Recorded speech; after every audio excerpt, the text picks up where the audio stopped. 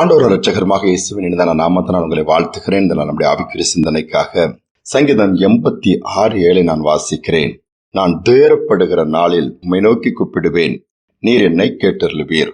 தாவீது இந்த சங்கீதத்தை எழுதுகிறான். நான் துயரப்படுகிற நாள், எனக்கு எப்பொழுதெல்லாம் பிரச்சனைகள் வருகிறதோ, எப்பொழுதெல்லாம் பாடுகள் வருகிறது, எப்பொழுதெல்லாம் சத்துருக்கள் விரோதமாய் எழும்புகிறார்களோ, எப்பொழுதெல்லாம் தேவைகள் ஏற்படுகிறதோ, அப்பொழுதெல்லாம் நான் உம்மை நோக்கி கூப்பிடுவேன் என்று சொல்லி தன்னுடைய அனுபவங்கள் ஏராளமானவைகள் அதில் எழுதப்பட்டிருக்கிறதை நீங்கள் பார்க்க முடியும். நெருக்கப்படுகிற நாளெல்லாம் நான் உம்மை நோக்கி கூப்பிட்டேன், என்னை விசாலத்தில் வைத்தீர். துயரப்படுகிற நாளில் கூப்பிட்டேன், என் விண்ணப்பத்திற்கு பதில் கொடுத்தீர். நிறைய இருக்குது.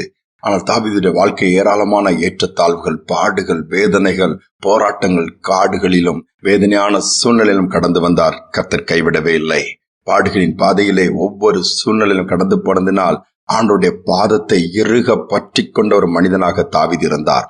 ஆனால் தாவீதின் குமாரனாகிய சாலமோனை பார்க்கும் பொழுது அவருடைய சிங்காசனம் ஸ்ட்ராங்காக உட்கார்ந்தது. அவனுடைய சிங்காசனத்தின் எல்கைகள் விரிவாயிருந்தது. சண்டைகள் இல்லை, சச்சரவுகள் இல்லை, வேதனைகள் இல்லை, துயரம் இல்லை, நெருக்கம் இல்லை. ஆனால் என்ன, அங்குதான் பாவம் வந்தது. அங்குதான் வேதனையான காரியங்களை அவர்கள் செய்ய ஆண்டவரை துக்கப்படுத்தினார்கள். பின்வாங்கக்கூடிய ஒரு சூழல் ஏற்பட்டது. பாடுகள் இல்லாததினாலே அவர்கள் பக்குவப்பட முடியாமல் போய்விட்டது. யோசித்து பாருங்கள். நீ பிரச்சனையே இருக்கக்கூடாதுதான் என்று நாம் சொல்லுகிறோம். கஷ்டமில்லாத வாழ்க்கை வேணும், வேர்வை சிந்தக்கூடாது, யாரும் எதுவும் சொல்லிடக்கூடாது. இன்றைய தலைமுறைகளும் அப்படித்தான் இருக்கிறார்கள். ஒவ்வொரு காரியங்களும் தேவன் நம்மளுடைய வாழ்க்கையில் பாடுகளோ பிரச்சனைகளோ சிக்ஷைகளோ அனுமதிப்பது நம்மை துக்கப்படுத்துவதற்காக, நம்மை சீர்படுத்துவதற்காக, அவரை கிட்டி சேர்ப்பதற்காக, ஆண்டவரை நோக்கி பார்ப்பதற்காக.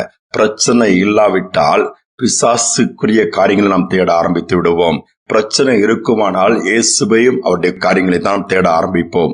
இன்று அது உங்கள் வாழ்க்கையில் அனுபவத்தில் நீங்களை சற்று யோசித்து பார்த்தால் அறிந்து கொள்ள முடியும். கஷ்டமே இல்லை என்றால் ஜெபம் குறைந்து விடும். கஷ்டமே இல்லை என்று சொன்னால் வேறு வழியில் நம் பாதைகள் கூட மாறிவிடும். ஆனால் பாடுகள் நெருக்கங்கள் வரும்பொழுது ஆண்டவரையே நோக்கி பார்ப்போம். ஒவ்வொரு நாளும் அவரை தேடுவோம், நடத்துதலை கேட்போம். இன்றைக்கு எப்படி இருக்கிறோம்?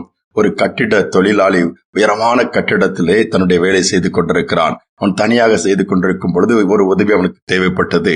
கூப்பிட்டு பார்த்தால் யாருமே வரவில்லை. ஆனால் சத்தம் போட்டு கூப்பிட்டு வரவில்லை. என்ன செய்வதென்று கீழே எட்டி பார்க்கிறான். தெருவில் நடந்து போகிறவர்களும் ஒன்றுமே கேட்கவில்லை. நேராக தன்னுடைய பாக்கெட்டில் இருந்த ஒரு காயின், ஒரு 5 ரூபாய் நாணயத்தை எடுத்து கீழே போடுகிறான். போடும்பொழுது நடந்து போகிற ஒரு மேலே பட்டு கீழே விழுகிறது. உடனே அதை பார்த்தாது தன்னை மேலே நோக்கி பார்ப்பார்னு சொல்லி இந்த கட்டிடத்தை கட்டுகிற அந்த மனிதன் பார்க்கிறான். ஆனால் அந்த காயின் விழுந்து மேலே பட்ட மனிதனோ சற்றும் அங்கு முன்னும் பின்னும் சைட்லயும் பார்த்தான். யாரும் பார்க்கலன்னு உடனே அதை எடுத்து தான் பாக்கெட்டில் போட்டு விட்டு நடந்து போய்விட்டான். என்னடா இவர் எட்டி பார்ப்பான்னு சொல்லி பார்த்தால் போய்விட்டான்னு சொல்லி திரும்ப ஒரு சின்ன கல்லை தூக்கி இன்னொரு மனிதன் அந்த வழியில வரும்போது அவர் மேல் போட்டார். கல்லை தூக்கி போட்ட உடனே சற்று முட்டு பார்த்து மேலே நோக்கி பார்க்க ஆரம்பித்தாராம். கல்ல யாருடா நம்ம மேல கல்லை தூக்கி போட்டது என்று மேலே நோக்கி பார்க்கும் பொழுது, இந்த கட்டிட தொழிலை சாரியா, ஒரு முக்கியமான நான் இக்கட்டுல மாட்டிட்டு இருக்கிறேன், தயவு செய்து எனக்கு உதவி செய்யுங்கன்னு சொல்லி கூப்பிட்ட உடனே நேரா அந்த சத்தத்தை கேட்டு அதற்கான வழிகளை ஏற்படுத்தி கொடுத்தாராம். பாருங்கள், சில நேரம் நாம் அப்படித்தான் இருக்கிறோம். உலக நன்மைகளே நாம் பெற்றுக்கொண்டோமானால் நன்மை கொடுக்கிற ஆண்டவரை மறந்து விடுகிறோம். அதே நேரத்தில் ஒரு முள்ளை வைத்து ஒரு குத்தி விட்டார் என்று சொன்னால் ஐயோண்டு உடனே நாம் திரும்புகிறோம். மனிதர்களை பார்க்காமல் இயேசுவை பார்க்க ஆரம்பிக்கிறோம். இன்று நம்முடைய வாழ்க்கையில ஒருவேளை பாடுகளின் பாதையில் கடந்து போறீங்களா? சோர்ந்து போகாதங்க. துயரப்படுகிற நாட்கள்ல கடந்து போறீங்களா? துவண்டு போக வேண்டாம். ஏனென்றால் அவரை நோக்கி கூப்பிடுவதற்கு ஏற்ற நேரம் இது. கூப்பிடும் பொழுது பதில் கொடுப்பார். கூப்பிடுகிற காக்கை குஞ்சுகளுக்கு கூட ஆண்டவர் ஆகாரம் கொடுத்து போஷிக்கிறாராம். அவரை நோக்கி கூப்பிட கற்றுக்கொள்ளுவோம். அவரையே நோக்கி பார்ப்போம். எல்லா சூழ்நிலையிலும் நன்மையோ தீமையோ எதுவானாலும் நீங்க தான் இயேசுவேன்னு சொல்லி பாருங்கள்.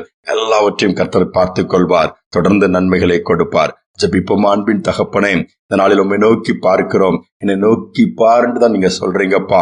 அநேக நேரம் நாங்கள் உலகத்தை நோக்கி பார்க்கிறோம், உலகத்தில் உள்ளவைகளை நோக்கி பார்க்கிறோம். பின்பு அவைகள் எல்லாவற்றாலும் முடியாதென்று போகும் பொழுதுதான் உம்மிடத்தில் வருகிறோம். பாடுகள் வரும் பொழுது உம்மை நோக்கி கூப்பிடுகிறோம். பாடுகள் தீர்ந்த பின்பு மறந்து விடுகிறோம் அப்பா.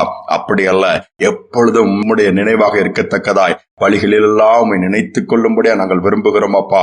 நீரும் அதைத்தான் சொல்லியிருக்கிறீர். வழிகளிலெல்லாம் என்னை நினைத்துக்கொள், அப்பொழுது உன் பாதை செவைப்படும் என்று சொன்ன வார்த்தையின்படி தடைகள் மாற, சூழ்நிலைகள் மாற, வழிகளிலெல்லாம் உம்மை நினைத்துக்கொள்ள எங்களுக்கு உதவி செய்யும். நெருக்கப்படுத்தை பார்த்து, பிரச்சனையை பார்த்து சோர்ந்து பின்வாங்காதபடி ஒவ்வொரு பிள்ளைகளும் இந்த நாளில் தைரியப்படுத்தி அந்த சூழ்நிலையில உம்மை நோக்கி பார்க்க நீர் உதவி செய்வீராக. துதிக நம்மை ஏற்றுக்கொள்ளும் இயேசுவின் நாமத்தில் பிதாவே, ஆமேன், ஆமேன். துயரப்படுகிற நாள் அல்லது நெருக்கப்படுகிற காரியங்கள்ல உன்னதமான தேவனை நோக்கி பார்ப்போம்.